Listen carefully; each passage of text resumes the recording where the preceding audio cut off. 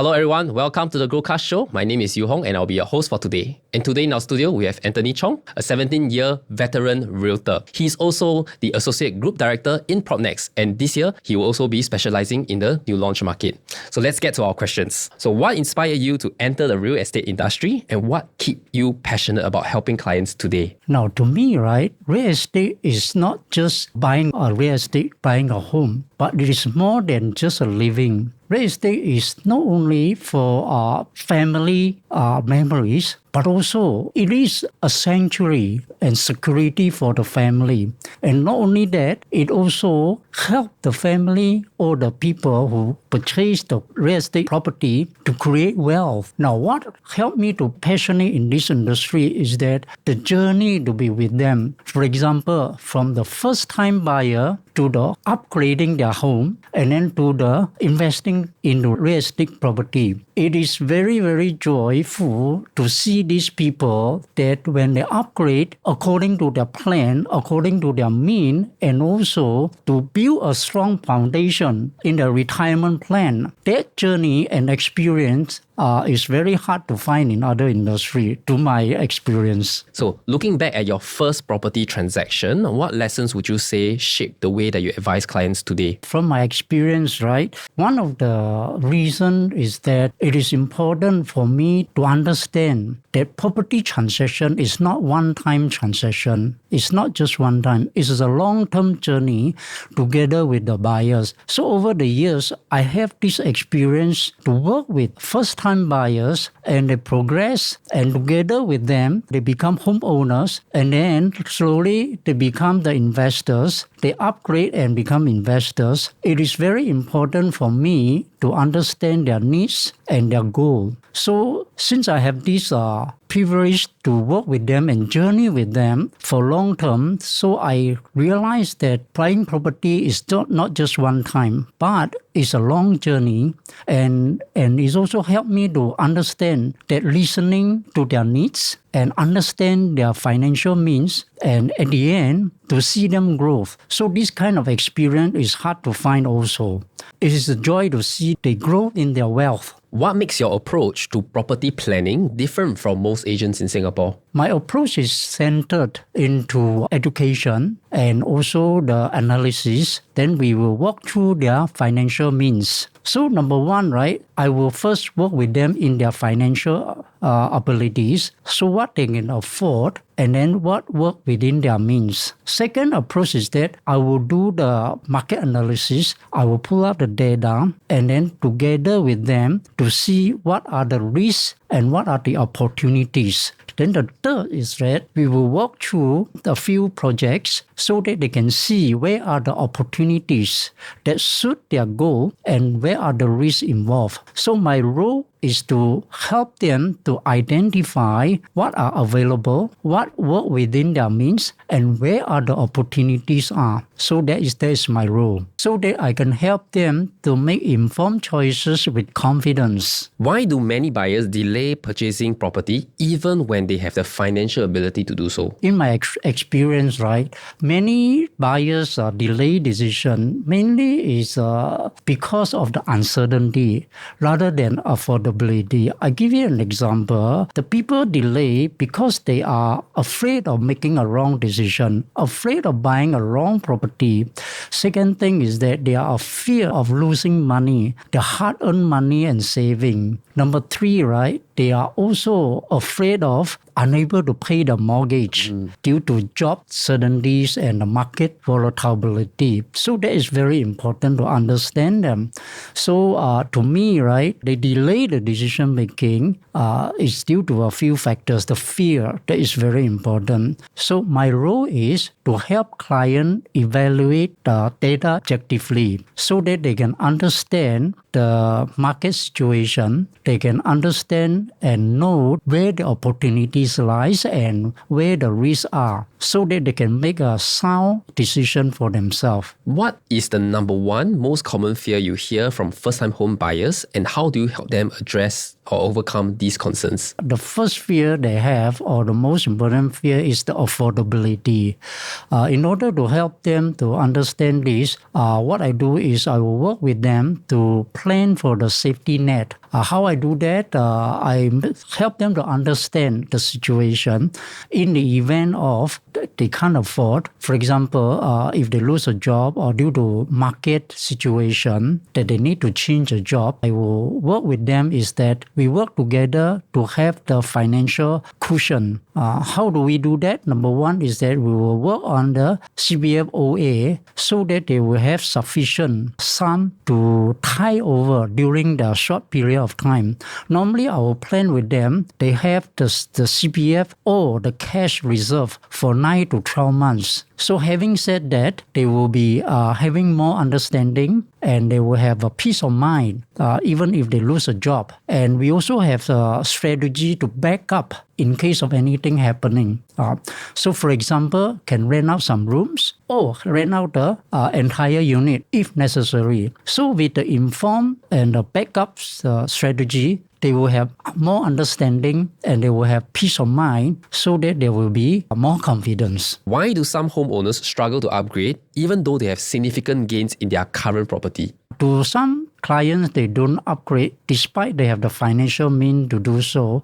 Number one is they feel very comfortable. To them, right, there is no urgent need to upgrade because they feel comfortable to embrace a change. Number two, right, they say if I sell high now, I also buy high. So what is the point of doing that? And number three, right, they think that to upgrade will be out of their comfort zone. The convenience that they have, the view that they have, they feel comfortable with the location and all these convenience and amenities that they have. So they are reluctant. So what is important to me is that this is more on the psychological rather than financial. So I will help them to analyze the data and also the planning to see if that will in line with their wealth creation, to align their future goal in terms of financial gain, in terms of their retirement plan. If that sounds good to them, they will go ahead. So at least I will work out with them and advise them, help them to evaluate the situation. Is it true that buyers should always wait for property prices to drop before entering the market? Oh, okay. That is not necessarily because, right, to enter the market, nobody can time the market because we do not know the future price. So in order to do that, I will talk to the clients in order for them to understand the right entry price is more important than to wait for the price drop. Why is it so? Because nobody can predict the future. That's number one. Number two is that when I help them to evaluate the market situation, to help them to understand that nobody can actually time the market. What is more important is that to understand the entry point, the entry price that will help them to journey towards the price gain or the capital gain. Because in the long term, we look at the historical data. For long term, be it homeowner or investor, they will know very well that Singapore property price trended upward despite there are some fluctuation along the way. But in long-term investment, and which we encourage people not to speculate, we encourage for mid-term or long-term investment. That is very important to have their goal instead of waiting for the price to drop because nobody would know when it is. Many people believe freehold properties always outperform 99-year leasehold projects. So is that really the case? Not necessarily. It solely depends on many factors. No doubt, freehold property does have its advantages. But however, it depends on not only the freehold alone, but it also depends on other factors. For example, the entry price, the location, the transformation, amenities. So all these are included. So therefore, we look at the historical data. There are many 99 leasehold properties actually outperform freehold properties. So therefore, to say that freehold property can perform better is not necessary because there are many factors involved. Does buying a property near an MRT station automatically guarantee strong capital appreciation? I wouldn't say it guaranteed, but of course near MRT has its own advantage. But if you are the developer, any project that near MRT, will you price it higher or lower? Of course, it's higher, right? So that being said, right, when you sell the property next time, Of course, you must sell higher than other area which are not near MRT. Also, other factors that involve, for example, the amenities, for example, the clientele, the demand in the surrounding area, and also the tenant pools. Is it a lot of good tenant pools around the area? Also, the entry price is very important, like I said. Normally, near MRT is much higher compared to not near MRT. So therefore, the near MRT is one of the factors, but it does not include all the factors. So therefore, buying near MRT does not guarantee the most gain. What do you usually say to clients who feel that current property prices are already too expensive to enter the market? I will normally acknowledge that. Why is it so? Because, the property prices did increase quite significant over the years. I would be worried if property don't increase. So when people buy, then they will tend to stagnant and then tend to lose money, right?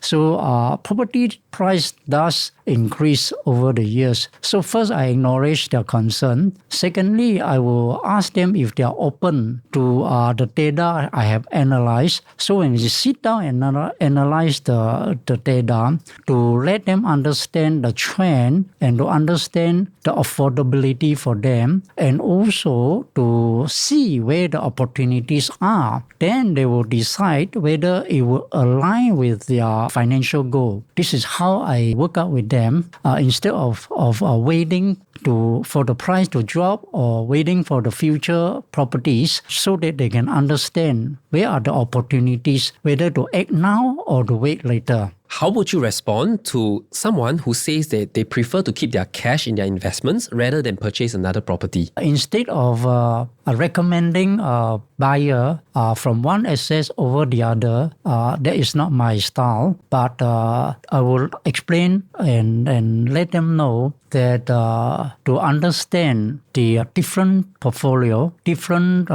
investment would bring a different result. For example, I will analyze with them using the benefits of leveraging and the risk assessment and also the potential gain. So investment in financial assets compared to property assets, actually they can complement with each other. Believe it or not, some of the clients are looking for cash flow.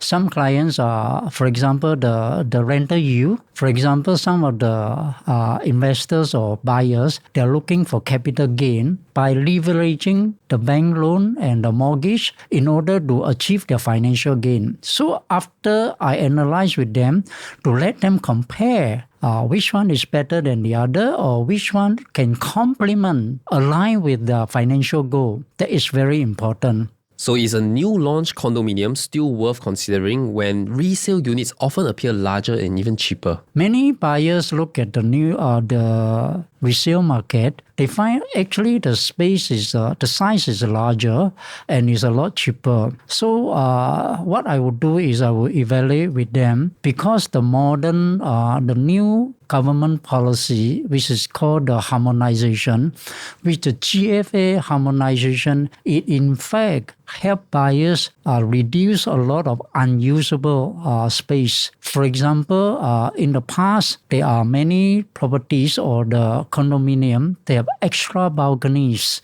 They have oversized planter box. They also have bay windows and unnecessary roof terrace, which are not livable. So therefore, to consider a new launch, more important is the livable space. That is very important. In today's market, buyers do not have to pay for the aircon latch. So therefore, it's a significant reduction in terms of pricing and also the unusable space. Therefore, looking at the new property or the new launch property, of course, have their own advantages, because what is important is the comfortable and livable space that is more important than the so-called the size in the past. So therefore, looking into a new property is still significant, is still important.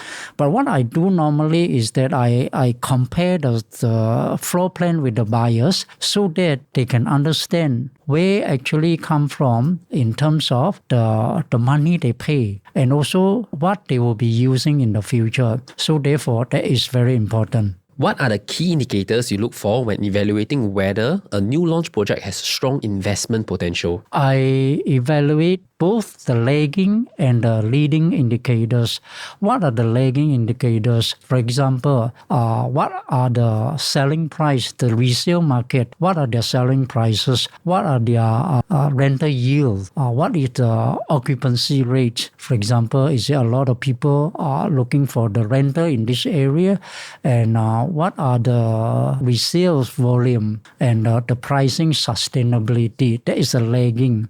Now the leading, what are the leading indicators? Leading indicators, I will look into the current land bid price, because current land bid price will give us the indicators future pricing.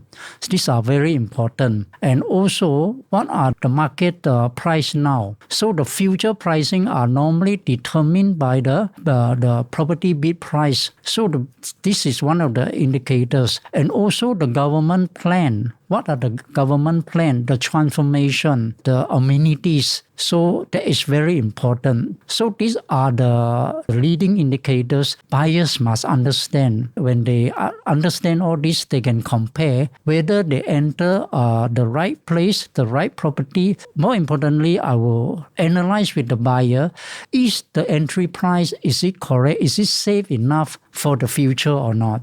So that is very important. So when, for example, if the entry price is even lower than the market price, the resale market price, or the future pricing developer are going to sell, that is a very safe, and that will give them the confidence and the safety. The safe entry price is more important. Which upcoming growth areas in Singapore are currently attracting the attention of savvy property buyers and investors? There are several locations that are gaining attraction, and many homeowners and investors are attracted to all this. For example, Jurong Lake District, which is called the second CBD, and also the Greater One North, where government also mentioned during the National Day Valley that they are going to pump in billions of dollars to bring in talents, and also our AI kampong and AI corridor, which will attract a lot of talents into Singapore. So that will help us to grow in terms of economy. And also Greater Southern Waterfront is taking shape now, and we are even expanding even more lands for that area. So this attracts a lot of attention. Why is it so? Because this ultimately, the government planning and the infrastructure improvement and the amenities government are building actually will increase the value of the land and increase the property value. Who should avoid buying a new launch condo even if they can afford one? Okay, buying a property should not based on affordability. It should based on other factors as well. Because buying a property should based on the planning. So those who are not having a good financial planning, those who tend to purchase based on emotion, those who do not have a reserve, these people, I would think that they should take more time to understand, to do more research instead of committing right away. Because that is quite dangerous. How are recent government policies and cooling measures influencing buyers' decisions today? Okay, government cooling measure, right, is actually helping a lot, because this government cooling measure actually helps to have a stable market, to have a sustainable market instead of speculative market. So that helps buyers, instead of over borrowing, instead of over committing into financial stress, that actually helps to stabilize the market and also help buyers to have more significant good decision in terms of making their financial decision. That actually help to stabilize the market tremendously, so that it will not create a lot of bubbles, which is very dangerous for the economy, dangerous for the investors and homeowners. When once people having the fire sales, that will affect other people, other property owners as well. So property cooling measure actually help many people, help the entire entire market, I think there is a very good policies and government initiatives. What major trends do you expect to shape the Singapore property market over the next 5 years? I think over the next 5 years, what will help to shape the Singapore property market is such that there will be more efficient and more livable space, and also buyer actually pay less for more. Why is it so? Because they have more efficient layouts and they pay less for more. So another thing is that there will be a lot more investor and also more talent coming into Singapore in view of the technologies and also the advancement and investment of Singapore initiative. The government pump in a lot of money for the AI, for example, for the technology, and there will be more people coming to Singapore and there will be more housing demand. So therefore, housing in the next 5 years will be significantly, it will be very, very healthy. And also based on our current cooling measure, they will be very stable, but it will continue to gain the traction, to gain the property investment, and also benefit for the people who invest in property. So, can you share an example of a client who achieved a successful property upgrade through careful planning rather than a large budget? Okay, I work with, for example, one of the clients I work with,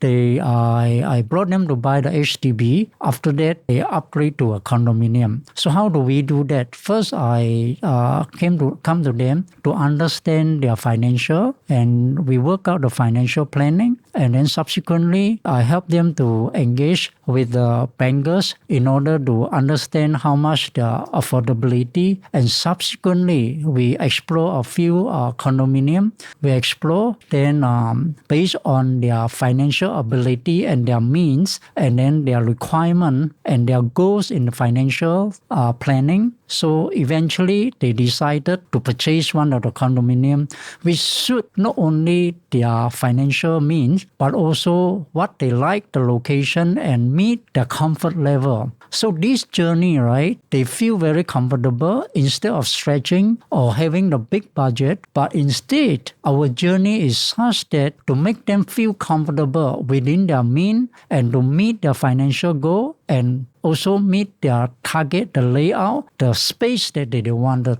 Some people believe property agents only recommend projects with the highest commissions. So how do you address this concern and build trust with your clients? Okay, first of all, we must understand that developers do pay agent commission. However, the developer are working toward their profitability and they are answerable to their shareholders. That being said, developers do not anyhow pay high commission, but they pay for the work for agents to do, to promote and to help them market their properties. So having said that, right, for myself, I work more toward transparency and consistency. What is more important to me is that the client's significance, what is their goal, their financial goal, their objective of getting a new property, their objective of having their family to live comfortably, and also their means, the financial means, so that they won't overstress. So that is more important than working towards the commission of for myself, because I do not promote a particular project per se, but to the objective of client's goal. That is more important to me rather than to look for high com or things like that. Who is your ideal client and what kind of transformation do you hope to help them achieve through property ownership and wealth planning? My ideal clients are those who are open-minded, who are willing to learn, not just listen to agents alone. Because this is very important. They also do their due diligence, and they are having their goal, the financial goal, transparency. Those are very important.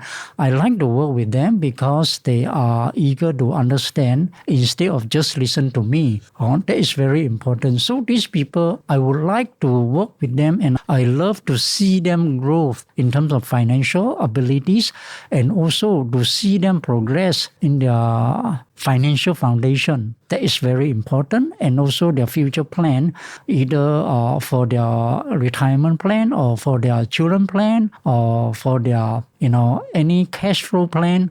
These are very, very important for most of the investor and home buyers. These are the ideal clients I would love to work with. That's all the questions we have. Stay tuned for the next episode.